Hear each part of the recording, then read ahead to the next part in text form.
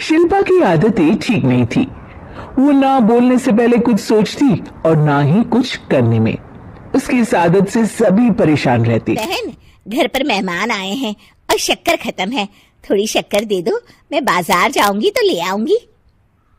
अरे शिखा बहन, तुम तो माफी करे, जब देखो तुम्हारे घर में कुछ न कुछ खत्म ही रहता है। अरे शिल्पा, चिल्ला क्यों रही हो? कहा ना घर में मेहमान बैठे हैं, सुन लेंगे। सुन लेंगे तो सुन ले, तुम लोगों की मांगने वाली आदत तो बंद होगी। अच्छा शिल्पा, ना दो शक्कर, लेकिन बात तो अच्छे से करो। एक कटोरी शक्कर के लिए तुमने मेरी बड़ी बेइज्जती कर दी। शिल्पा बड़बड़ाते अंदर चली जाती है तो शिखा भी घर चली जाती है। माँ, क्या हुआ? अरे कुछ नहीं बेटा, पता नहीं कहां कहां से ऐसे पड़ोसी आ जाते हैं, जब देखो तब कुछ न कुछ मांगने के लिए घंटी बजाते हैं। अब घंटी बजे तो दरवाजा ना खोलना।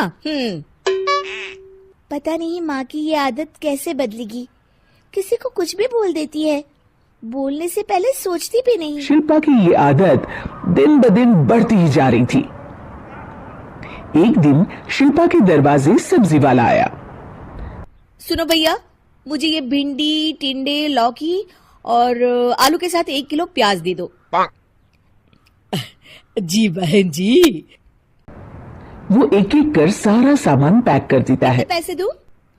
220 रुपए पूरे। अरे इतना महंगा नहीं, हाँ मैं तो सिर्फ 150 दूंगी। नहीं नहीं, पैसे तो पूरे लूंगा, नहीं तो सब्जी वापस कर दो। ऐसे कैसे वापस कर दूंगी?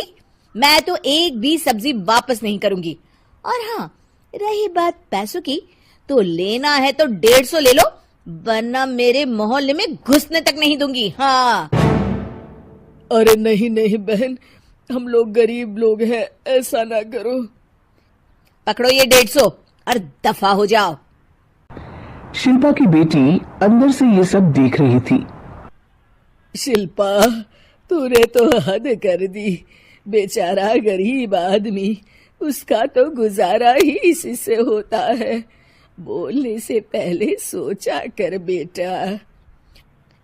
माँ आप चुप रहो, घर चलाना बच्चों का खेल नहीं, और वैसे भी इतनी महंगी सब्जी थोड़ी ना होती है। आपको तो सिर्फ खाने से मतलब है, लेकिन मुझे तो सब सोचना पड़ता है ना। शिल्पा की सास ये बात सुनकर दुखी हो जाती है। शिल्पा की बेटी शिल्पा की ये सारी बातें सुन रही होती है। शिल्पा की बेटी एक दिन माँ से कहती है, माँ, ओ माँ, जरा यहाँ तो आना। ओहो, क्या हुआ? क्यों चिल्ला रही हो ऐसे बेटा? हुआ क्या? ये देखिए मेरी स्कूल की ड्रेस कितनी गंदी हो गई है, इसे कौन धोएगा? लेकिन ये तो साफ है बेटा, मैंने अपने हाथ से खुद साफ किया है। माँ, ये ड्रेस इतनी गंदी है कि मैं इसे पहन ही नहीं सकती। चलो मुझे बाजार से नई दिलाओ। शिल्पा दुखी हो जाती है और वहां से चली जाती है कि तभी सामने उसकी सास मिल जाती है। शिल्पा, अरे ओ शिल्पा, ये क्या सब्जी बनाई है? ऐसे भी कोई सब्जी बनाता है? शिल्पा सास की इस हरकत से सख्ते में आ जाती है। अरे माँ को तो मैं जो बना दूं उन्हें वो पसंद आ जाता था, फिर आज वो ऐसा व्यवहार क्यों कर रही हैं? शिल्पा कुछ समझ पाती कि थोड़ी ही देर में उसका पति आ जाता है। अरे शिल्पा, ये क्या है? क्या हुआ आपको? ये मेरी अलमारी पूरी अस्त व्यस्त है, तुमसे कोई काम नहीं होता है, सारा दिन पता नहीं क्या करती रहती हो।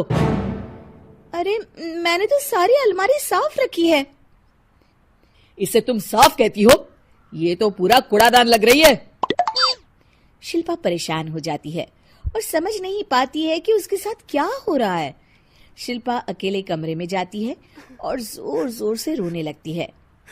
तभी वहां उसका पति, सास और बेटी आ जाते हैं। शिल्पा उन लोगों को देखकर और जोर जोर से रोने लगती है।